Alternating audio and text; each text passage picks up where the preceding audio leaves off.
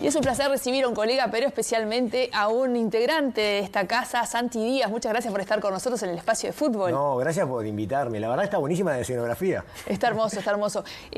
Ustedes son protagonistas de esta casa con el otro Santi, con Santi Rodríguez, en lo de la NBA. Y este espacio de fútbol, y vamos a hablar de fútbol, pero aprovecho a felicitar al nivel de audiencia que tiene, la cantidad de gente que está prendida todas las noches cuando hay básquetbol de Estados Unidos. Así que felicitaciones por ese trabajo. Bueno, muchas gracias. Para nosotros es un placer y un orgullo poder compartir con la gente un contenido de esa calidad, ¿no? Y aparte ahora que está en el momento decisivo, ya estamos en semifinales de conferencia y lo estamos disfrutando mucho, la verdad. Nosotros y la gente que está participando a través de las redes de manera impresionante también. Impresionante. Y si vos serás versátil, que me podés hablar de la NBA, los Fuegos de Colores, y también me podés hablar de este defensor del año 76, que es tan importante y que te llevó a escribir este libro que se llama Una vuelta a la historia, Defensor del 76, pero que tiene un subtítulo que ya justifica tu presencia en este espacio. Memorias de una hazaña en dictadura. ¿Por qué esa puntualización?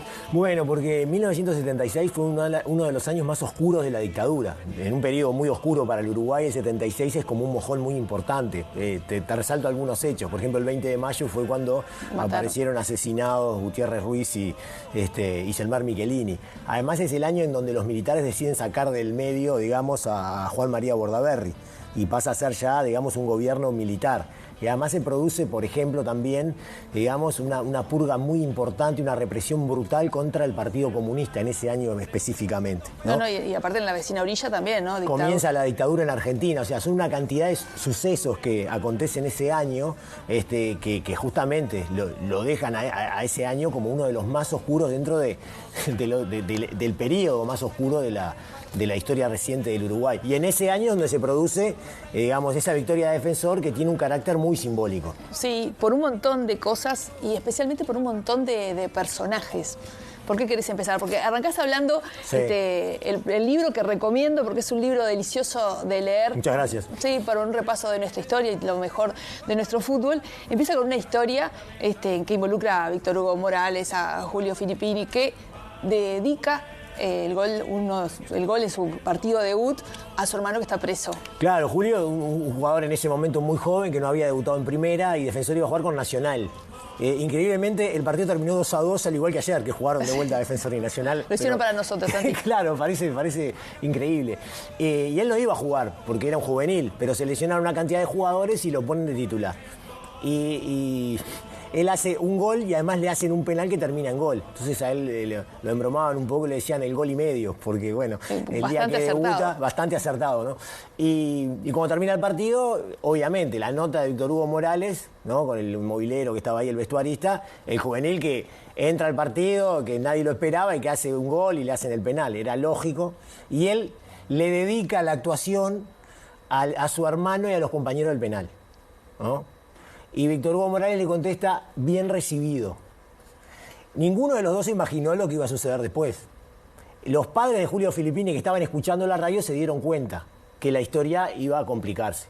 Y bueno, tanto es así que los padres se lo llevan, lo esconden, caen los militares después al entrenamiento de Defensor, ¿no? Para buscarlo, a ver qué había querido decir.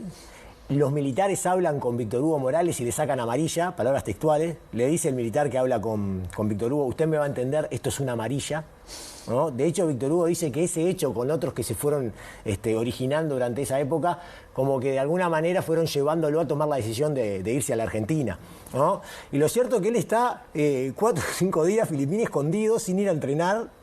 Los militares van al entrenamiento de Defensor a buscarlo, hasta que él llama a Víctor Hugo Morales y le dice, ¿qué hiciste? ¿Qué tengo que hacer para ver si puedo zafar? Porque vos ya zafaste. Bueno, le dio el teléfono de esa persona que había hablado con Víctor Hugo y le explicó que él no había querido decir nada, simplemente una dedicatoria a su hermano, que no era nada político, que sí que era político, porque su hermano era un preso político. Y pudo zafar y pudo volver. Y pudo volver a los entrenamientos. Pero lo más gracioso de esto es que Julio Filippini no jugó nunca más un partido en primera división. Sí, ¿no? Pero es raro eso, y vos lo ponés en el libro. Sí. Es raro porque uno puede pensar que es por esto, pero justamente la historia de Defensor y la historia de este Defensor sin duda, habla de un equipo que no era muy permeable a las presiones, con la figura del profe José Ricardo de León, y me pondría de pie, para homenajear a uno de los grandes de de nuestro fútbol, pero también de la filosofía que lleva detrás el fútbol que sé que a nosotros nos gusta. Sí, tal cual, y está muy bien lo que decís, en realidad, porque además del profe de León, que era comunista, claramente comunista. Por más que lo declaraba, claramente claro, comunista. En ese momento decir soy comunista era prácticamente que el certificado de función para una persona, pero era claramente comunista y aparte Defensor estaba presidido por Francini, que era un marino demócrata, ¿no? Era un militar demócrata, y el vicepresidente era Arzuaga, que socialista. era fundador de Frente Amplio, amigo personal, muy amigo de Germán Michelini, ¿no? Que cuando Defensor sale campeón acababa de morir, ¿no? Acababa de ser asesinado. Cuando yo lo entrevisto para el libro Arzuaga me dice prácticamente que no lo pude ni disfrutar el título por lo que había pasado con mi amigo, ¿no? Fíjate cómo la dictadura estaba metido en cada uno de los personajes del libro y en cada uno de los uruguayos que estaban atravesando. En algunos más y en otros menos, ¿no? Pero en todos la dictadura lo atravesaba, ¿no? La vida de cada uno de las personas que vivían en aquel momento. Yo todavía no había nacido porque soy del 77. Y lo que te iba a decir es que eso es cierto lo que vos decís, había una cantidad de referentes que hacen pensar que ese tipo de censura no iba a pasar, o sea, no dejar jugar más a un futbolista por eso, pero en ese momento estaba todo tan difícil, era todo tan oscuro, ¿no? Que claro, que la duda siempre estaba presente, porque el tipo hace 2 goles y no juega más. Y como no había pluralidad, y como no había libertad, y como no había nada de eso, esa duda va a quedar clavada siempre. Va a quedar clavada siempre. Siempre, ¿no? Más allá de ese contexto que vos marcabas y que es verdad también. En el libro hablan muchos hinchas de Defensor, pero algunos de ellos, sorprendentemente, que fueron protagonistas, como el Diablo. Nunca le hubiera dicho así a Gerardo Así le Caetano. decían cuando era jugador, a Caetano. Es la falta de respeto con uno de los politólogos más importantes del país, que tenía 17 años y por más que no jugó en ese plantel, sí entrenó toda esa temporada. Bueno, también Buquet, ¿no? El politólogo que también, y hace referencia a lo que fue ese año, con un plantel lleno de futuros directores técnicos, ¿no? Gregorio Pérez, Liber Arispe, Cubilla, Beethoven Javier, Kiko Salomón. Sí, bueno, esa es la influencia del profe de León, que es un personaje hermoso, ¿no? En el libro hay un capítulo entero sobre él. Y yo dije, este capítulo tiene que ser especial, ¿no? Y viste que, a ver, vos cuando ves un campeón, muchas veces, el técnico siempre es importante en el campeón, ¿no? Pero la cara del campeón muchas veces es un jugador, yo qué sé, la cara de Argentina campeona es Messi, ¿no? La cara de ese defensor es el profe de León. Y la influencia que él tuvo en la construcción de ese plantel, no solamente futbolístico, sino humano, la pluralidad que él tuvo en ese momento, un tipo que era comunista, pero en el plantel había gente, digamos, evidentemente de izquierda, mucha, la mayoría, pero también estaba Cubilla, que era pachequista. Sí, declarado pachequista. Declarado pachequista. Entonces las conversaciones en ese plantel se producían y estaba todo bien. Y dicen que, digamos, las discusiones, la batalla dialéctica entre Cubilla y Grafiña, por ejemplo, que era también comunista, eran espectaculares, ¿no? Porque terminaban muchas veces con discusiones fuertes, pero que después no se traslucían a la cancha. La anécdota, ¿no? que me muero así del libro, del profe, es cuando le dice, Cubilla se enoja con un juvenil que medio que lo insulta o le dice, ¿cómo pateaste? Y él dice, con este gurí no juego más, no, me voy a bañar, y se baña. Y el profe le dice, bueno, yo voy a jugar con 10, a usted no le voy a poner cambio. Y entonces el otro se pone de vuelta la camiseta y va. Esa lo manipula. Anécdota... Sí, lo manipula. Pero que muestran un manejo del plantel, de lo que es alguien joven, del respeto a la trayectoria. Hay 1000 de esas anécdotas y es increíble el magnetismo que tenía, el carisma que tenía y la capacidad para manejar las relaciones humanas, que es lo más difícil en un entrenador.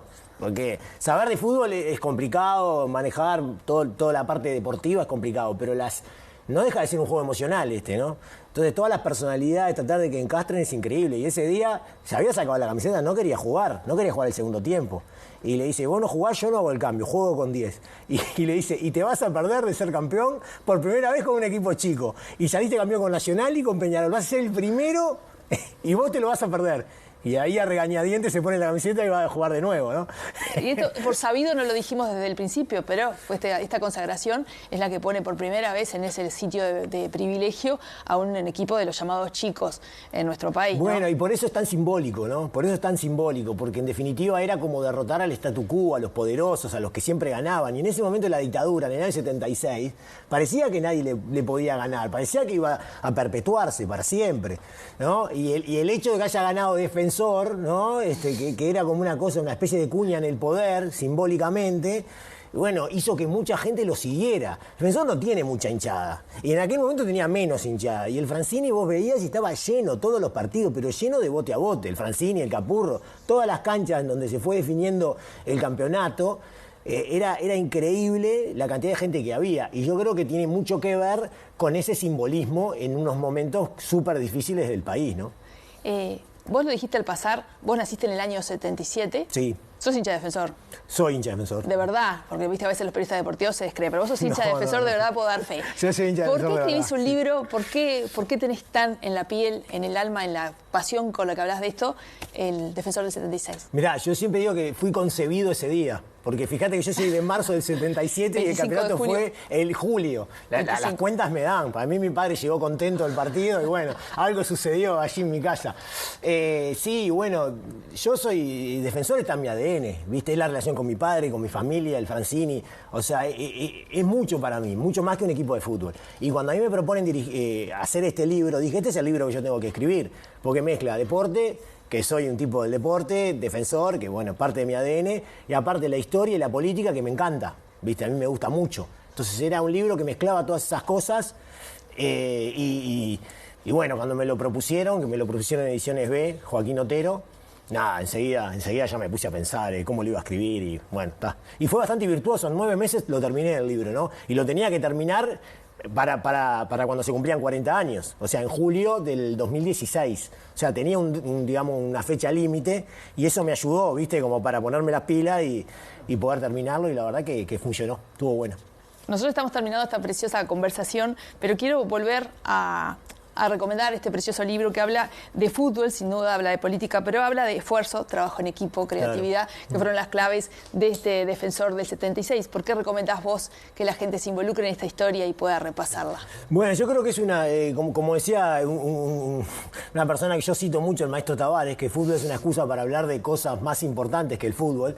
Yo creo que es una manera de, a través del fútbol, conocer un poco de qué fue lo que sucedió en la dictadura uruguaya, ¿no? Que mucha gente por ahí no lo sabe o no lo tiene tan claro, y yo creo que es una excusa interesante como para darse cuenta cómo cada persona estuvo atravesada por la dictadura, y cada uno de los jugadores de Defensor, para bien o para mal, sufrió las consecuencias de la dictadura. Tienen una historia, cada uno de ellos tiene una historia que está vinculada con la dictadura. Y muchos de ellos, su vida cambió a partir de la dictadura. Muchos de ellos, ¿no? Y yo creo que, como pasa en este equipo de Defensor, pasó en general, ¿no? Y está interesante para poder leer el libro y a través del fútbol conocer un poquito más acerca de eso. Bueno, muchas gracias por haber estado con nosotros. Aprovecho de agradecerle al maestro Tavares que me prestó tu libro. El maestro te prestó el libro. Bien, bien. Y que fue uno de los que dijo que el doctor Arzuaga era el padre del actual Defensor. Así que un homenaje también al doctor Arzuaga. Que vive. Por supuesto. Francini murió hace poco. Pero Arzuaga, que era vicepresidente en ese momento, es uno de los constructores de esta generación, generador de fútbol como es nuestro Defensor Sport. Cuando Defensor salió campeón por última vez en el año 2008, el maestro Tavares le mandó un mensaje a Arzuaga y le dijo: la victoria tiene muchos padres, pero yo le quiero mandar un mensaje a usted porque usted fue el que creó esta criatura, o algo por el estilo. Sí, 2008. sí, así mismo, pero Arzuaga lo contó. Santi, de verdad, muchas gracias por haber estado con nosotros. Muchas gracias, Tania, por la invitación, un placer. ¿Nos quedamos hablando de fútbol en la pausa? ¿Cómo no? Porque ya nos vamos a ella. Ya venimos.